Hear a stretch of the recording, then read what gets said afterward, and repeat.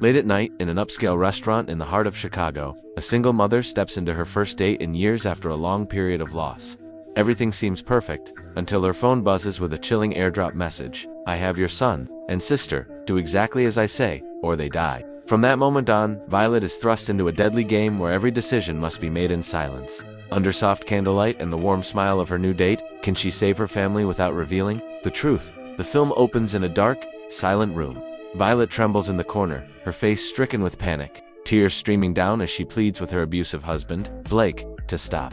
But Blake, with a chilling stare and a disturbingly satisfied smile, simply blames her for all their misfortunes. Then, without hesitation, he points a gun at her. In a cruel twist, he suddenly hands the weapon to Violet, forcing her to pull the trigger as a form of punishment. Her hands shake violently as she stares at the gun. There's no way out. Everything feels like a vivid nightmare she can't escape from. The timeline jumps forward several years. Blake is dead. Violet and her young son, Toby, have fled to Chicago. To start a new life, she now works as a therapist, helping survivors of abuse, people once trapped in darkness just like her. Each session is a chance to save someone, and a reminder to herself that none of them are alone. One afternoon, the doorbell rings. Violet opens the door to find a man claiming to be from the electric company, there to check the meter. She lets him in, though a vague unease lingers. For the past 3 months, she's been chatting with a man named Henry on a dating app.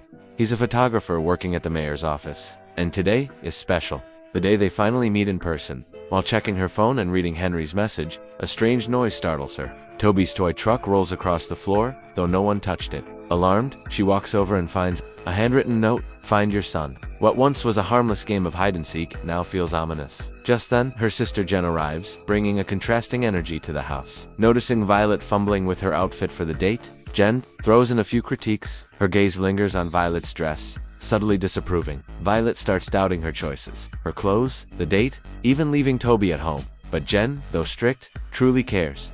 She reminds Violet that she deserves happiness. Not every man is like Blake. Eventually, thanks to Jen's encouragement, Violet changes into a new dress, softer and more feminine. As she descends the stairs, Toby looks at her with admiration. "You look beautiful, Mom." Violet smiles, her heart melting. Before leaving, she instructs Jen to put Toby to bed before 8 p.m. and keep an eye on the home security cameras in case she needs to check remotely. Violet arrives at Palette, a luxurious restaurant atop a skyscraper. In the elevator, her phone vibrates. It's a message from Henry saying he'll be a bit late and asking her to wait at the bar. At the reception, Violet confirms the reservation. A polite hostess takes her coat and guides her to the bar area. Just as she arrives, a text from Jen distracts her. In that moment of inattention, she accidentally bumps into a man. After a quick apology, she sits down and orders a drink. The bartender compliments her dress. Violet laughs, saying her sister forced her to wear it. It's her first date in a long time. An elderly man approaches, mistaking her for his blind date, Diane.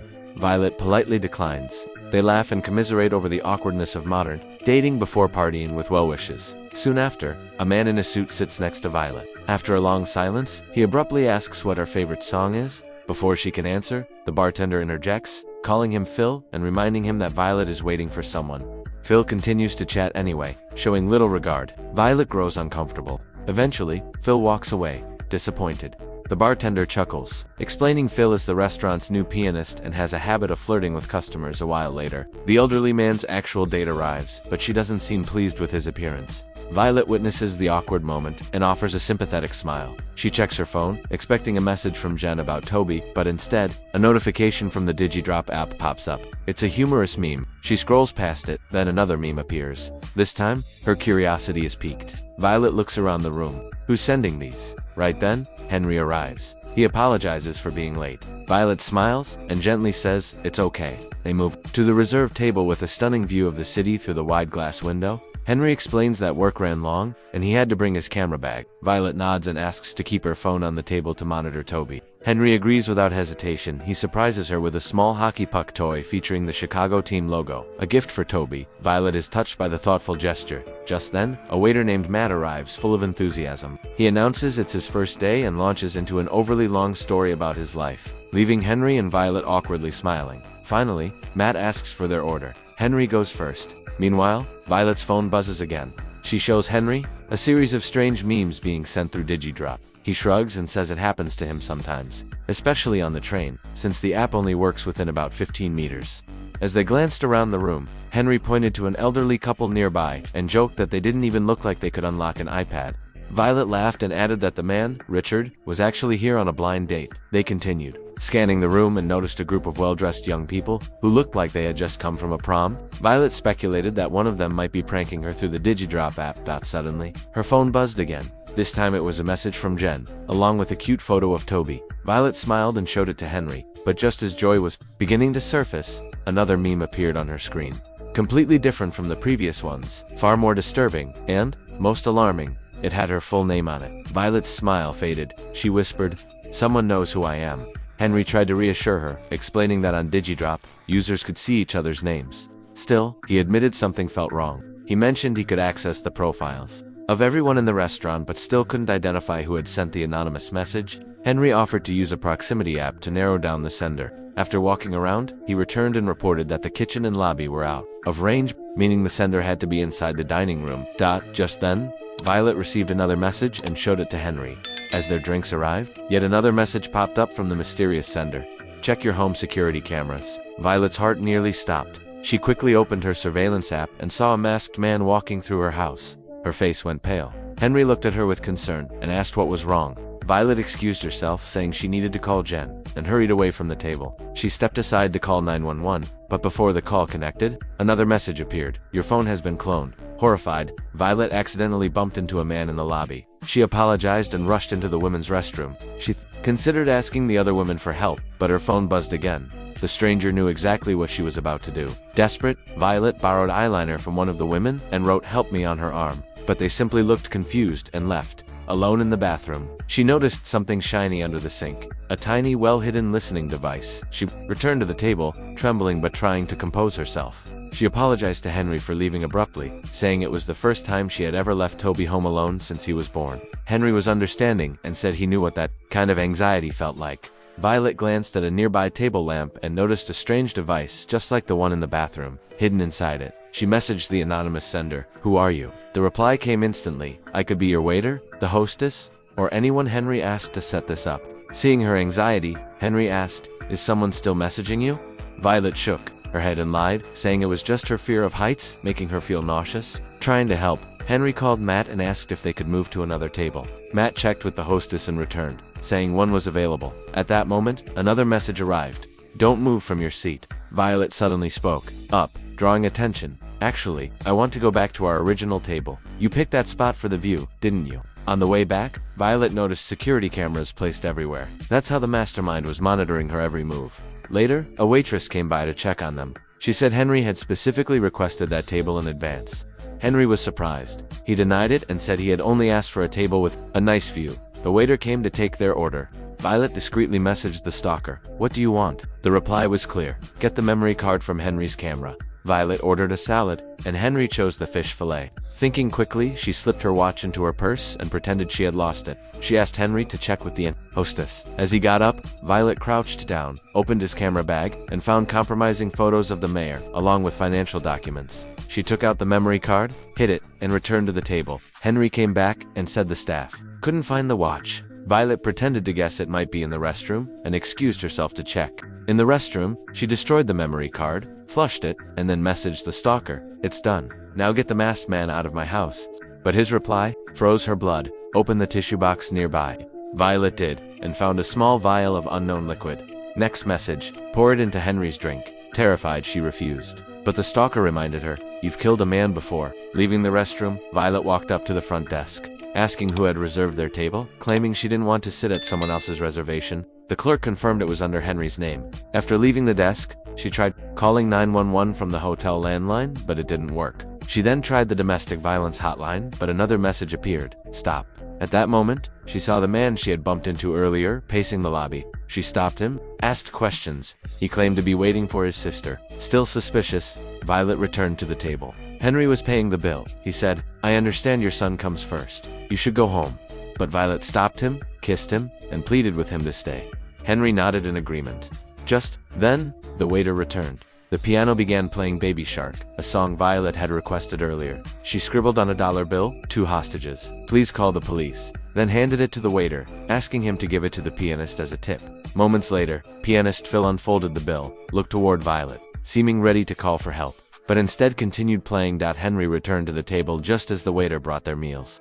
Salad and filet were served, but Violet suddenly noticed that the tip intended for Phil had been mistakenly placed inside her salad. She immediately texted the mastermind to apologize, trying to calm him down.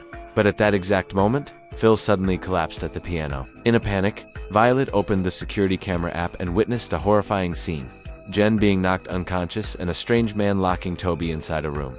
Moments later, Phil, despite having collapsed, got up and walked toward the elevator. The masked man texted Violet, telling her Phil was already dead. Through the window, she spotted an ambulance waiting outside the hotel. To ease the tension, Violet suggested they have a drink. Henry agreed and called Matt, but since Matt was busy, Violet volunteered to get the drinks herself. In her rush, she dropped her purse. Henry picked it up and accidentally saw the watch that Violet had earlier pretended to lose. At the bar, Violet ordered 2 tequila shots. As she prepared to poison one, the mastermind texted her, demanding she mix the drinks at the table so he could watch. The bartender asked if she wanted lime, but Violet declined and brought the drinks back. Henry silently handed her the watch. She feigned surprise and asked where he found it. Henry gently replied, "It was in your purse." He looked at her closely, then asked with concern, "Are you okay?" At that moment, Violet's mind flashed back. Her ex-husband Blake yelling and pointing a gun at Toby while the boy screamed. The echo of those sounds nearly suffocated her. Henry called her name, bringing her back to the present. Violet asked why he had messaged her on a dating app, knowing she was a widow with a child. With a hint of sadness, Henry admitted he was about to delete the app because everyone on it pretended to be perfect, something he no longer believed in. But when he came across her profile, something felt different. Sincerity, kindness, and the image of a real mother. Violet fell silent, then confessed, "I'm a bad mom. I stayed with Blake even after Toby was born. He saw things no child should ever see." Henry gently replied, "But you walked you and that's what matters." Violet shook her head. "I never left. I'm still trapped in that room, where Blake pointed a gun at our son, and I did nothing." Henry slowly shared that he had once trusted someone who turned out to be a monster. "Your ex-husband can't take your hope from you because you're still here, like me." Violet smiled faintly, then said, "I forgot the lime." Henry offered to get it. At the bar, when he asked for lime, the bartender asked if his girlfriend had changed her mind. Suspicious, Henry still nodded. Meanwhile, Violet noticed the man she had bumped into earlier staring at her. She decided to slip poison into Henry's glass. When he returned, they toasted their first date. Violet deliberately spilled the drink on him, and Henry excused himself to clean up. With Henry gone, Violet stood and confronted the staring man, but his sister approached instead. The bartender came over and asked if everything was all right. Violet pointed at the woman and asked if she came here often. She looked familiar. The bartender confirmed she was a regular and usually sat at the exact table Richard was now occupying. She whispered that Richard was creepy and had been staring at Violet all evening. Realizing Richard was the mastermind, Violet approached, drink in hand. Richard smugly invited her to sit and raised his glass. He revealed that he was hired by the mayor's office to eliminate Henry and destroy the memory card. Violet threatened to call the police, claiming she had evidence of the messages, but Richard laughed, insisting none of it was traceable. Then came the shocking twist. Richard revealed Henry was actually an FBI informant. Stunned, Violet asked why he had chosen her. Richard replied, "You have a reputation for killing your husband. The court couldn't convict you, but your past made you the perfect candidate." Violet denied it, recalling the fateful moment when Blake had taken his own life right in front of her. "Things weren't so simple," Richard sneered. "Because of your stupidity, Phil is dead." The waiter brought panna cotta. Richard boasted that the cameras caught Violet poisoning Henry's drink. Henry returned. Richard cheerfully introduced himself, claiming he had met Violet at the bar. He handed Henry the drugged glass. Henry hesitated, but Violet encouraged him to drink. She then told Henry to return to their table and promised to explain everything later. Turning back to Richard, she demanded he call off the masked man from her house. Richard made the call and began eating the panna. Violet whispered, "My ex-husband used to take me out for panna cotta whenever he wanted to apologize." Richard thought she had poisoned the dessert, but in truth, she had only added more panna cotta. Enraged, Richard drew a gun at her. Henry jumped in to take the bullet for Violet. The bartender rushed over, but was stabbed and gravely injured. Richard ordered the masked man to kill Toby. In a moment of panic, Violet noticed cracks in the glass wall. She grabbed a hockey puck and threw it, breaking the window. The pressure sucked Richard outside, and he fell to his death. Violet was nearly dragged out too, but Henry caught her in time. After ensuring Henry was safe, Violet checked the camera and saw the masked man approaching Toby's room. She took Henry's car keys and called Jen to warn her. Meanwhile, Jen and Toby were hiding. The intruder broke in and shot Jen. Violet arrived just in time and attacked him with a knife. A fierce fight ensued. Finally, Violet saw Toby's toy truck rolling toward her, with a gun inside. She grabbed it and shot the intruder. Jen, though wounded, managed to make it down the stairs. Days later, at the hospital, Henry revealed the mayor had been arrested for corruption. Violet visited him and Jen, both recovering well. And so, Henry and Violet, two wounded souls, decided to start over, with a second date. And that was the movie Drop, a survival game played beneath twinkling candlelight and the deadly embrace of night.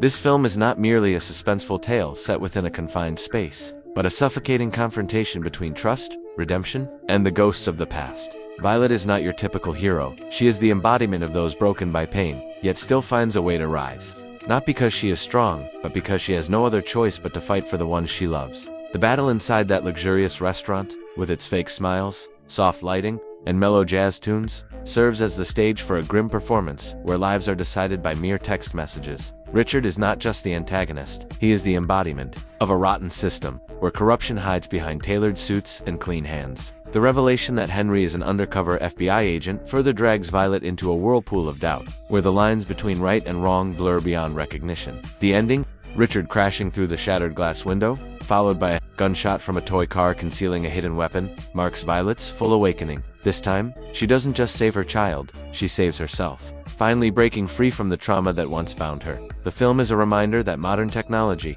with all its instant connectivity, can become a killer's weapon when in the wrong hands. Yet even in such a world, courage, maternal love, and conscience can still prevail.